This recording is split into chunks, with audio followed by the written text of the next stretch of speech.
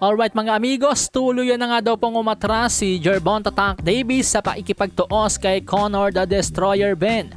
Ayon po yan mismo sa naging panayam kay Eddie Hearn. Hindi naman po nabanggit ni Eddie Hearn kung ano ang kanilang naging offer kaya't umayaw si Gervonta Tank Davis, pero pinaniniwalaan ng ilang mga boxing fans na marahil kaya daw umayaw itong si Gervonta Tank Davis ay dahil walang rehydration clause at catch weight ang laban. Tulad ng partidang hiningi niya kay Ryan Garcia nung maglaban sila.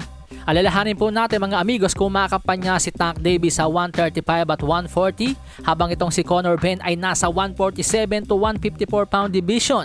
Galit na galit nga po si Conor Benn sa pag-atras ni Tank Davis sa kanya kaya't bumanat ito sa kanyang social media account at sinabi ang mga katagang wag na raw pong mabanggit-banggit ni Tank Davis ang kanyang pangalan kailanman sapagkat wala naman pala itong balls para pumalag sa kanya. Pero ganoon pa man mga amigos, bagamat hindi natuloy itong Tank Davis versus Conor Benn, pero ayon kay Eddie Hearn, there's a lot of movement for Conor Benn. There are probably 5 fights at the moment for Conor Benn. They are approaching the contractual stage. At pinaniniwalaan po mga amigos na ang 35 anyos former world champion Danny Sweep Garcia ang posibleng ipalit ni Eddie Hearn kay Gervonta Tank Davis sapagkat ito nga pong si Eddie Hearn ay naghahanap ng big names para sa kanyang bata.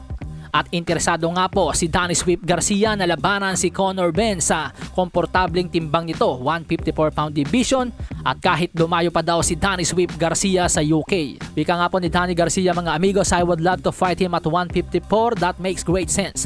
He wants to fight a big name, Garcia versus Benn. There ain't no bigger fight than fighting Danny Garcia, so I would love that fight. Alasahin ang baraha, patunayan mo sa'kin ha.